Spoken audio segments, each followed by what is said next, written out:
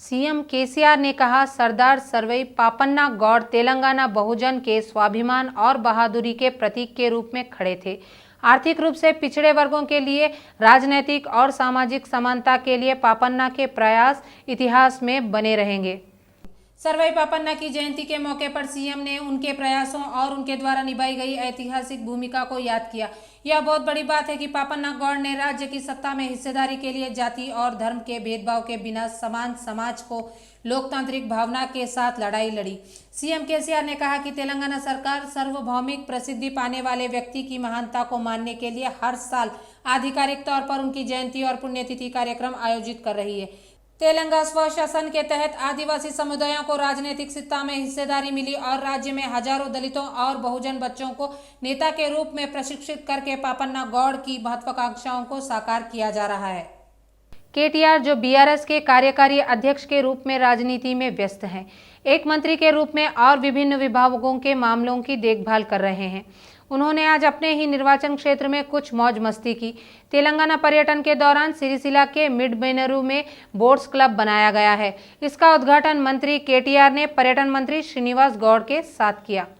KTR नाव लेकर पानी में चले गए। इसी क्रम में बोटिंग का ज्यादा मजा लेने के लिए मंत्री ने खुद स्टीयरिंग थाम ली। मंत्री केटीआर ने कुछ देर तक नाव चलाई और आसपास की प्रकृति की सुंदरता को देखा। मंत्री केटीआर ने कहा, पर्यटकों को आकर्षित करने के लिए मिडबेनूरू जलाशय में नौका सुविधा स्थापित की गई। आप यहां पानी में सफर करते हुए बोटिंग कर सकते हैं और आसपास की खूबसूरती देख सकते हैं। 120 यात्रियों के लिए डबल डेकर एसी क्रूज, 20 यात्रियों के लिए अमेरिकन प्लाटून डीलक्स और 4 यात्रियों के लिए स्पीड बोट उपलब्ध रहेंगी।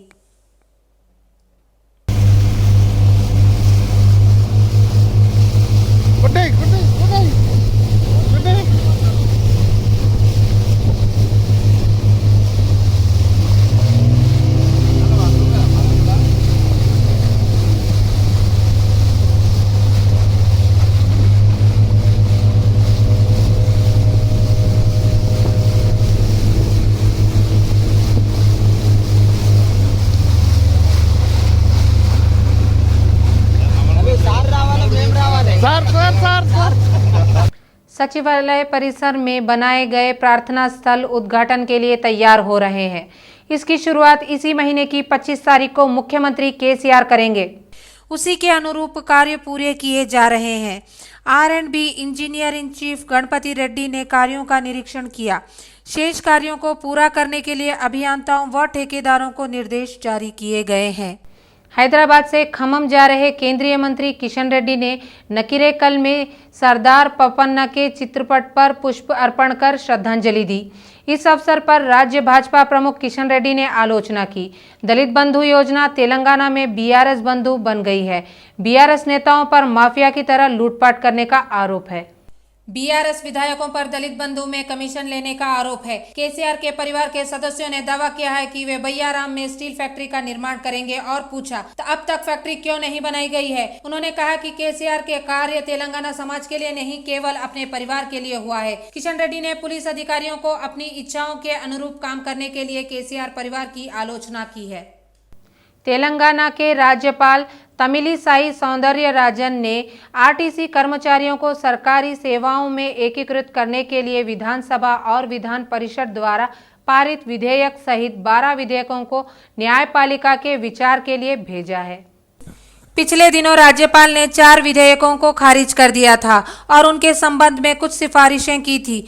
अब क्या इन्होंने इन 5 बिलों में सुझाई गई सिफारिशों पर विचार किया है या राज्यपाल तमिलिसाई ने न्याय विभाग को मुद्दों पर गौर करने का आदेश दिया। इनके अलावा विधानसभा और परिषद द्वारा पारित 7 और विधेयकों को भी राज्यपाल कार्यालय ने कानून विभाग द्वारा जांच के लिए भेजा है।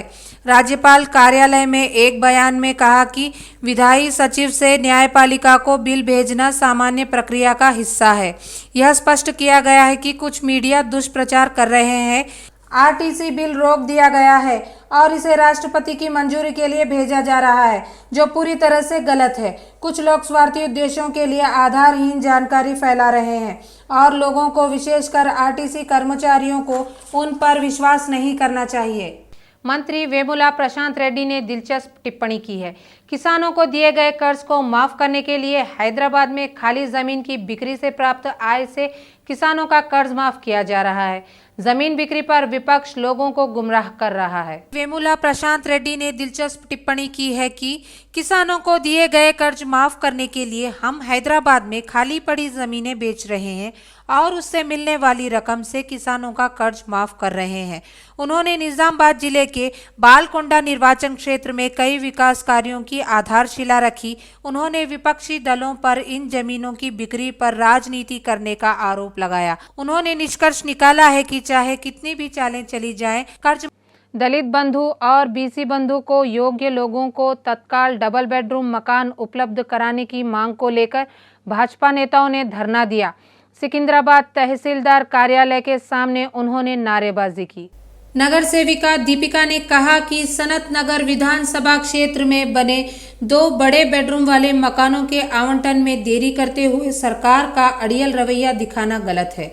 पिछले 9 वर्षों से बीआरएस नेताओं ने शिकायत की है कि लोगों को विश्वास में धोखा दिया गया है। अब भी लोग जाग गए हैं और बीआरएस को होश में आने को कहा है।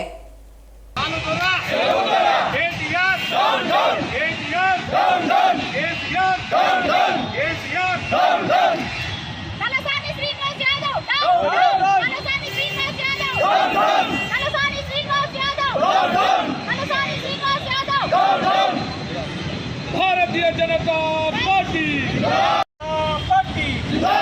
महेश्वरम निर्वाचन क्षेत्र के भाजपा प्रभारी अंदेला श्रीरामुलु यादव ने तेलंगाना आंदोलन के दौरान सीएम केसीआर द्वारा किए गए वादों को तत्काल लागू करने की मांग की।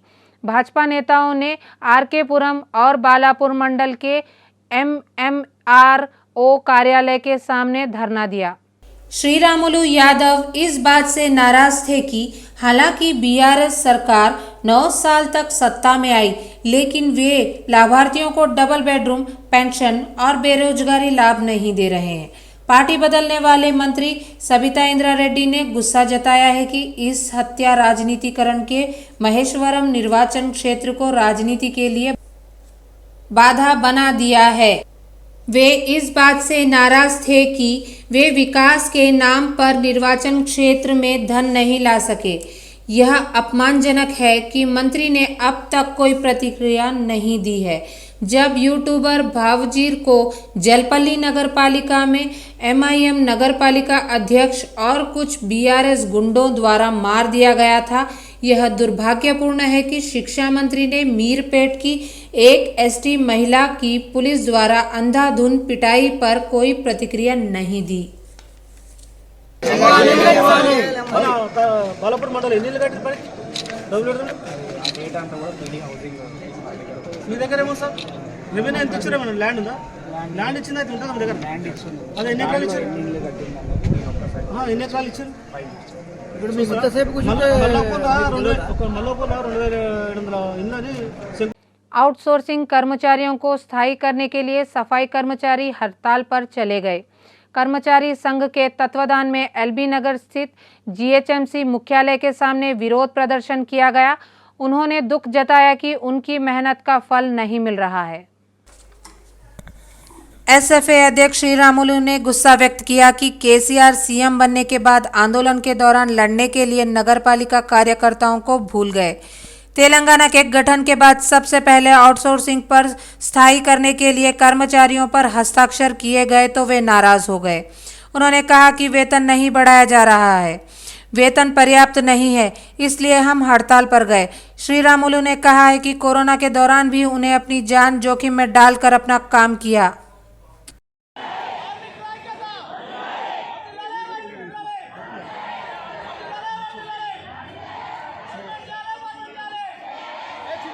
आईसीएल फिनकॉर्प के तत्वाधान में 100 अनाथ छात्रों को पहली से 12वीं कक्षा तक मुफ्त शिक्षा दी जाएगी। इसके साथ ही सिकंदराबाद के ग्रैंड मिनर्वा होटल में स्पॉन्सर शाइन कार्यक्रम का आयोजन किया गया। 25 स्कूलों को मुफ्त खेल सामग्री, 10वीं कक्षा इंटर में सर्वोच्च अंक लाने वाले विद्यार्थियों को नकद राशि और स्मृति चिन्ह देकर सम्मानित किया गया है। आईसीएल फिनकॉर्प ने तेलंगाना में 11 नई शाखाएं खोली। कंपनी की एमडी केजी उमा अनिल कुमार ने कहा है कि हमने 32 वर्षों तक एक विश्वसनीय वित्तीय भागीदार के रूप में ग्राहकों का विश्वास अर्जित किया है। उन्होंने कहा है कि हम पहले ही देश के दक्षिणी राज्यों में 300 शाखाओं के साथ मजबूत संबंध स्थापित कर चुके हैं। ICL Fincorp gold money transfer, foreign exchange, home insurance और लाइफ इंश्योरेंस सर्वोत्तम वित्तीय सहायता प्रदान कर रहे हैं। We are proud to announce to support 100 orphan students in Telangana region. We will take care of these 100 orphan students of their needs also, and will complete their education till 12th standard, 12th class.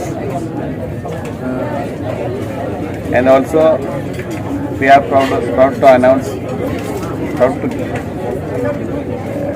10 top scorers, selected 10 top scorers and give students achievement award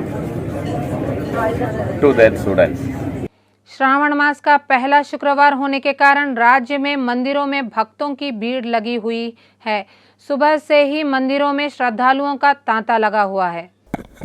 पटानचेरू शहर की संतोषी माता मंदिर में सुबह से ही बड़ी संख्या में महिलाएं आ रही हैं और पूजा कर रही हैं। वे मंदिर में आने वाले लोगों के पैरों पर हल्दी लगा रहे हैं, उनसे आशीर्वाद ले रहे हैं। पुजारियों ने देवी की विशेष पूजा भी की है। हयातनगर थाना क्षेत्र के कालानगर में पुलिस ने नकली गुटखा बनाने के केंद्र पर छापा मारा। स्थानीय लोगों की सूचना के आधार पर गुटखा निर्माण केंद्र पर हमला किया गया और 4 लोगों को गिरफ्तार किया गया। हयातनगर पुलिस से नकली गुटखा बनाने वाले गिरोह का बांधा फोड़ दिया। 4 लोगों को गिरफ्तार किया गया है जो नकली ब्रांड के साथ गुटखा बनाकर बाजार में बेच रहे थे। इस छापेमारी में उनके पास से भारी मात्रा में नकली गुटखा का कच्चा माल मिला। पुलिस ने गुटखा निर्माण केंद्र को जब्त कर जांच कर रही है। उत्तर पश्चिमी बंगाल की खाड़ी में एक दबाव बना हुआ है। अगले 3 दिनों में निम्न दबाव उत्तरी उड़ीसा और छत्तीसगढ़ पर पश्चिम उत्तर पश्चिम की ओर आगे बढ़ने की संभावना है। कम दबाव के प्रभाव से पूरे तेलंगाना में भारी बारिश होगी। मौसम विभाग ने 16 जिलों के लिए येलो अलर्ट जारी किया है। आदिलाबाद, कोमाराभीमम, आसिफाबाद, मंचिर्याला, निर्मल, निजामाबाद, जगत्याल, राजन्ना सिरिसिल्ला, करीमनगर, पेद्दापल्ली, जयशंकर भूपालपल्ली, मुगुलू, महबूबाबाद, वरंगल, हनमकोंडा और कामारेड्डी जिलों में भारी बारिश की होगी। मौसम विभाग ने इन 16 जिलों के लिए येलो अलर्ट जारी किया है। यह सलाह दी जाती है कि इन क्षेत्रों में रहने वाले को सावधान रहना चाहिए।